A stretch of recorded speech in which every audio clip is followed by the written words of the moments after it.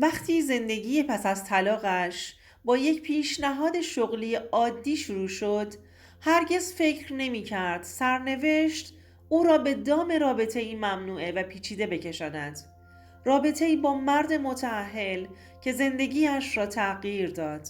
سلام دوستان، به کانال سایه های خیانت خوش اومدید. اینجا جاییه که داستانهای واقعی و الهام بخش خیانت رو با هم بررسی میکنیم.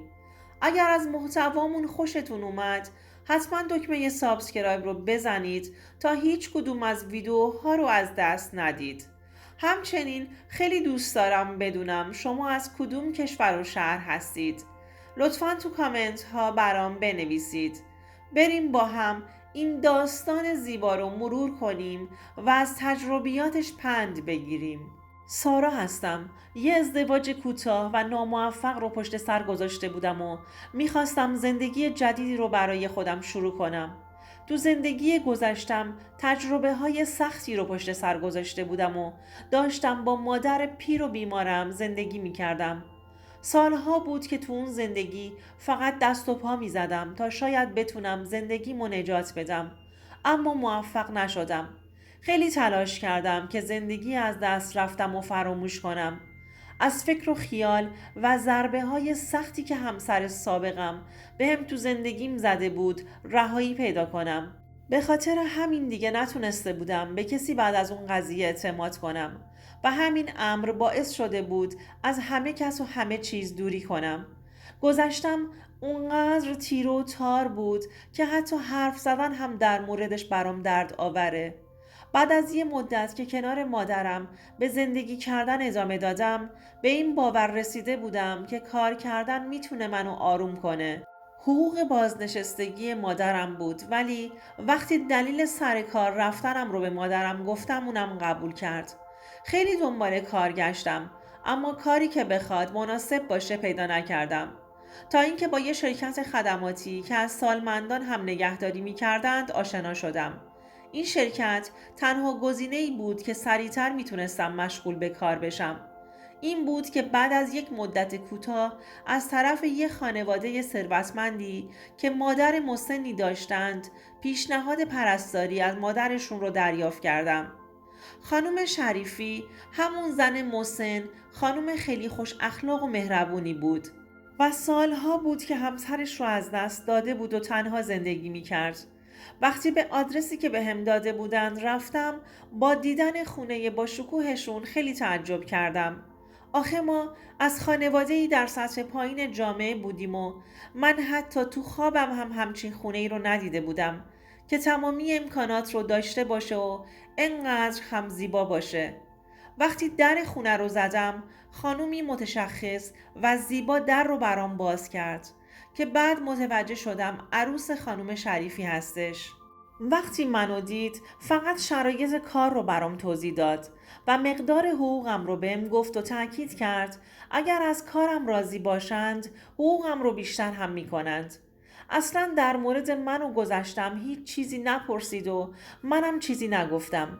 بعدش هم ازم خدافزی کرد و رفت. از همون روز اول کارم رو شروع کردم. خانم شریفی خودش بهم میگفت که چه کاری رو انجام بدم و منو راهنمایی میکرد. کم کم داشتم به کارم آشنایی پیدا میکردم. خونهشون انقدر بزرگ بود که زمان زیادی طول کشید تا با همه جای خونه آشنا شدم. هم کار خونه رو انجام میدادم و آشپزی میکردم، هم به خانم رسیدگی میکردم. هر وقت به وسایلهای خونه دست میزدم با خودم میگفتم خوش به حالشون که اینجا زندگی میکنند و همه این وسایلها رو دارند و تو دلم آه میکشیدم. کم کم اون خونه برام تبدیل شده بود به خونه آروم و امن.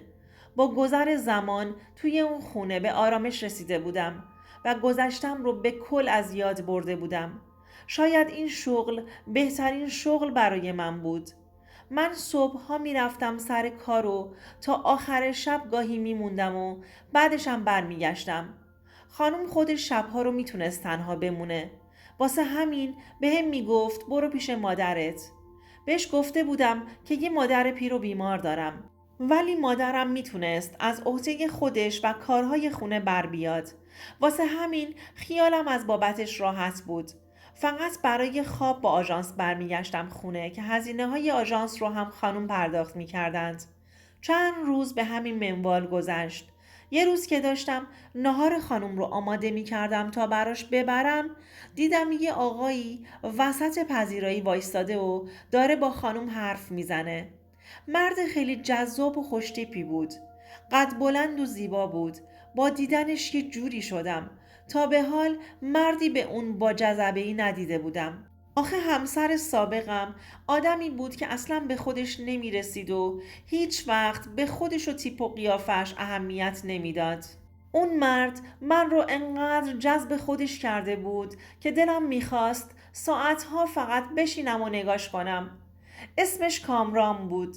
وقتی مادرش صداش میزد اسمش رو متوجه شده بودم. کامران یک تاجر موفق بود. کسی که بیشتر وقتش رو به سفر و کار اختصاص میداد و خیلی کم پیش می اومد که تو خونه حضور داشته باشه. کامران مردی بود که شخصیت قوی داشت. تک فرزند خانوم بود و زندگی خودش رو داشت. اون لحظه وسط اتاق موقع چیدن میز ناهار به کامران سلام کردم و اونم با شنیدن صدای من سمتم برگشت و با چهره‌ای مهربون جوابم رو داد. قلبم تون تون میزد. تو دلم به خودم غر میزدم که چرا یه لباس مناسب تنم نبوده، چرا یه مقدار آرایش نداشتم، مثلا تو خونه به اون زیبایی پرستار بودم. همش خودم رو سرزنش میکردم. سریع از پذیرایی خارج شدم. نمیخواستم کامران منو بیشتر تو اون وضع سادگی ببینه. البته همین سادگیم بود که همسرش منو به پرستاری قبول کرده بود. از خانم شنیده بودم که قبل از من هم چند نفر اومده بودند که عروسش تاییدشون نکرده بود و به خاطر همین پوشش ساده‌ای که داشتم منو قبول کرده بود. یه چند ساعتی کامران پیش مادرش بود و بعدشم رفت. با مادرش نهار خورد و کلی از دستپختم هم تعریف کرد. تا شب تو فکرش بودم و به زنش حسرت میخوردم و میگفتم یعنی همچین مردهایی هم هستند که من تو عمرم ندیده باشم و چقدر به خاطر زندگی از دست رفتم ناراحت بودم. فردای اون روز بیشتر به خودم رسیدم و مرتب تر به سر کار رفتم. آرایش خیلی ملایمی هم کرده بودم. اون روز کامران عصبانی به خونه مادرش اومد و با هم آهسته آهسته حرف می زدند. متوجه شدم از دست خانومش عصبانی شده و واسه درد و دل کردن پیش مادرش اومده. میدونستم متأهله ولی دست خودم نبود. میخواستم توجهش رو جلب کنم. این بود که فرصت رو غنیمت دونستم و رفتم پیششون و بعد از سلام کردن با صدای ملایمی گفتم چای بیارم براتون یا قهوه؟ سرش رو بالا گرفت و بهم گفت سلام، چطوری؟ قهوه بیار مرسی. رفتم تو آشپزخونه و سعی کردم بهترین قهوه عمرم رو براش درست کنم. وقتی قهوه رو براش بردم و خورد خیلی آرومتر شده بود.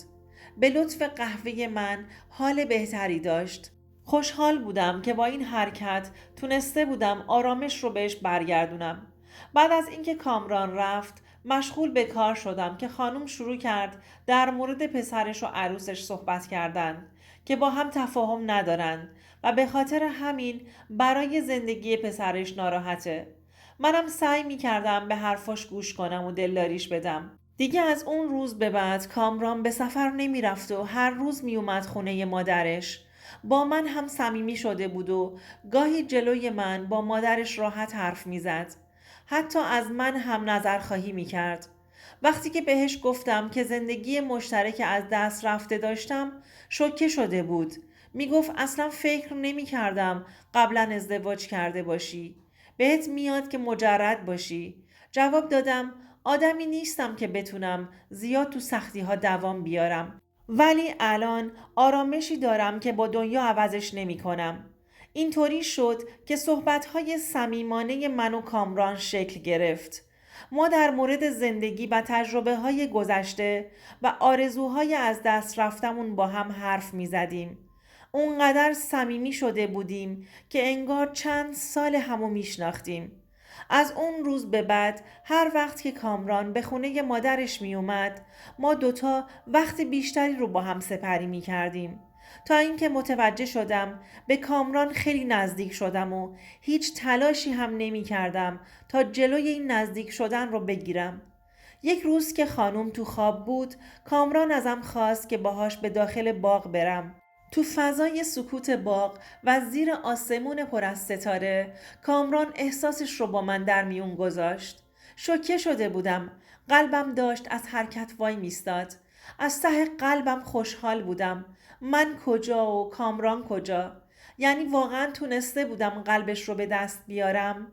انگار دنیا مال من شده بود. به هم گفت که سالهاست دیگه ازدواجش از شور و حرارت افتاده و تنها به خاطر خانواده هستش که داره زندگی مشترکش رو ادامه میده. گفت حس میکنه کسی درکش نمیکنه به غیر از من. اون لحظه برام نقطه اوج بود. هرگز فکر نمی کردم چنین احساسی نسبت به یک مرد متأهل پیدا کنم. ولی تونسته بودم کامران رو تحت تاثیر خودم قرار بدم. تو چشماش نگاه می کردم و کامران هم احساسم رو از چشمام خونده بود. همون لحظه رابطه احساسیمون شکل گرفت. چند ماه گذشت و رابطمون به اوج خودش رسیده بود. کامران برای من هدایا و گلهای زیبایی می آورد و زمانهای مخفیانه ای رو با هم می گذروندیم. من از عشق و شوری که نسبت به کامران پیدا کرده بودم همیشه تو دلم نگرانی و ترس داشتم که رابطمون فاش نشه. نمیدونستم تا کجا میتونیم این رابطه رو مخفی نگه داریم. کامران حال دلش عالی بود. منم بلد بودم چجوری آرومش کنم. طوری شده بود که کامران کمتر به خونش میرفت. تا شب گاهن خونه مادرش میموند. از ترس اینکه کسی متوجه نشه برام یه خونه خریده بود که شبها رو اونجا کنار هم بمونیم. منم به مادرم گفتم که کارم به شیفت شب تا صبح هم کشیده شده. همه چیز خیلی خوب بود و در کنار هم خوشحال بودیم. من به اون زندگی رویایی خودم رسیده بودم. تا اینکه بعد از چند ماه همسر کامران به رفتارهاش مشکوک میشه. به دیر رفتنهاش به خونه، به رفت و آمدهای زیادش به خونه مادرش شک میکنه و تصمیم میگیره که این قضیه رو پیگیری کنه. بعد از اینکه یه مدت کامران رو زیر نظر میگیره متوجه میشه که کامران داره بهش خیانت میکنه. این موضوع رو سریع با مادر شوهرش در میون میذاره و چون خانوم همیشه به من به چشم یه دختر معصوم و پاک نگاه میکرد نگاهش به من عوض شده بود. ولی ما باز هم به رابطه پنهانیمون ادامه میدادیم.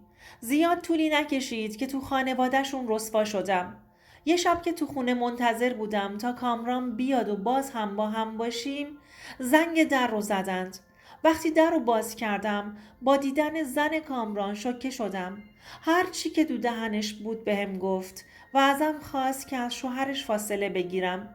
وقتی که همه چی رو خانم شریفی متوجه شد از اون رابطه پنهانی جلوش خجالت کشیدم و شرمسار شدم.